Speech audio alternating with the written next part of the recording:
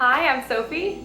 And I'm Wilson. And today we're going to talk a little bit more about a haunted place here in Michigan. Today's topic is the Felt Mansion. Well, the Felt Mansion was named after Dorr Felt, who was born in 1865. And he was famous and he made all of his money because he was an inventor of one of the first calculators. So the mansion, if you've ever been to the west side of the state, is located sort of in between Holland and Saugatuck. So if you know that area, it's very beautiful, not far from the coast of Lake Michigan. And at this time, that area of Michigan was kind of known as the Riviera of the Midwest. Felt and his wife Agnes decided that was a perfect place to build a summer home for their family. So in 1927, they built this mansion, and unfortunately, about 6 months after the mansion was completed, Agnes Felt, the wife of this inventor, passed away. So she dies in the house, and that's not a very good omen to start out your new house. No, it's not. Only about a year and a half after Agnes died, Dorr himself passed away. So you've got this couple, both of them dying within about a year and a half of each other. So that's kind of the basis for a lot of these ghost stories that we hear coming out of this place. In 1949, their children decided to sell the mansion to the Augustinian Order of the Catholic Church. So you've got this prep school for boys, and after that, the mansion is turned into basically a convent for some cloistered nuns. Eventually, there's actually a prison established right within the Felt Mansion. You've got, within the span of just a couple of generations here, you've got a prep school, a nunnery, and a prison.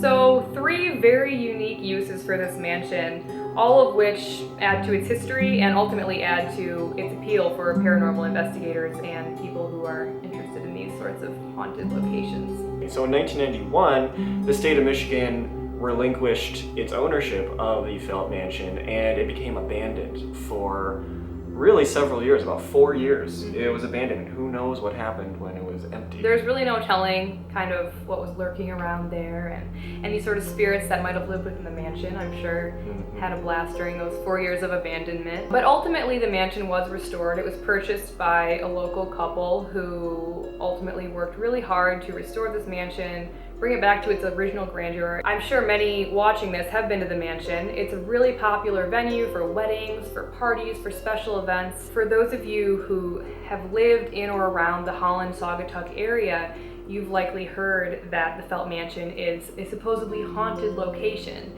And a lot of that goes back to some legends that we'll talk about a bit later on. But sort of a lesser known legend is the legend of the ghost hauntings of Agnes and Dorr Felt, who are said to still live within the mansion. Of course, like we mentioned earlier, both Dorr and his wife Agnes passed away shortly after moving into the mansion. And because of this, it's said that their spirits feel that they never truly got to appreciate living in such a beautiful place. To this day, people have reported hearing strange disembodied voices while they're walking along the upstairs hallway of the mansion. People have reported seeing lights flickering on and off, driving by the mansion at night and seeing lights up in windows that shouldn't be on. There have even been a few ghost hunters, paranormal investigators who have checked out the mansion and experienced some pretty spooky things. Big French doors closing on their own without anyone standing near them. One legend that is very interesting is that Agnes, the wife, is not a fan of foul language or inappropriate behavior. So if you swear while you're in the mansion, you might feel a little push or feel sort of a cold presence on you. I guess the convent really made an impression on old Agnes. Yeah, I think so. I think she picked up some of those Catholic values. Another thing that's interesting to note is that these ghosts are not said to have any negative intentions.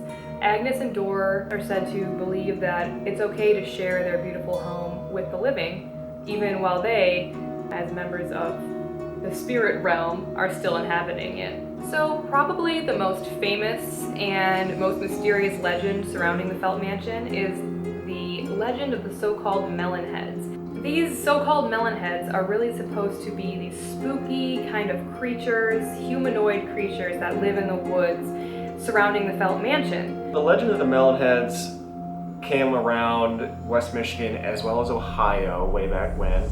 And basically it came to refer to a group of individuals who we think suffered from the condition of hydrocephalus, which is more fluid in your cranium, basically. And this is a genuine medical condition, so of course we don't want to make light of this condition. As far as the legend goes, there was at some point supposedly an asylum located somewhere near the Felt Mansion. Now, there is no official record in any of the local history of this asylum, so it's impossible to confirm that it existed, but the legend states that there was sort of a crazed doctor who worked with these children who did have this condition, was doing terrible things to them, and ultimately they were released out into the woods near the mansion and became sort of feral children and grew and created sort of their own society. And the legend says that if you go out near the Felt Mansion at night, you might see a melon head run in front of your car. You might see one running through the woods. I've never experienced it, but plenty of people in the Holland area claim that they have seen these creatures before. So of course, while we've talked about the Felt Mansion having all these kind of haunted elements, it is still a great place to visit. It still hosts a wide variety of events throughout the year. Like we said, there are weddings, parties, reunions, all sorts of things that happen here at the mansion. The mansion itself, though, does like to play up its spooky paranormal side a bit, especially around Halloween. So this year, if you're interested, the Felt Mansion is actually hosting, once again, its annual Darkness Tours. Now, these tours are essentially just a chance for people to visit the mansion, walk around the grounds. Everything is just very dimly lit.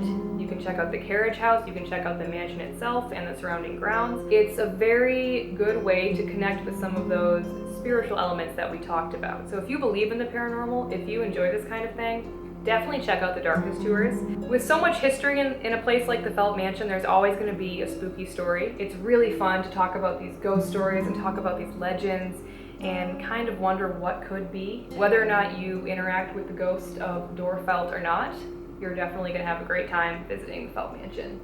Sounds pretty spooky to me.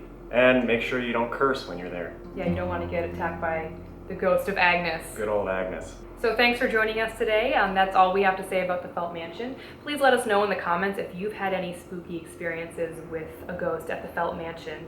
And have a great October. Thanks a lot.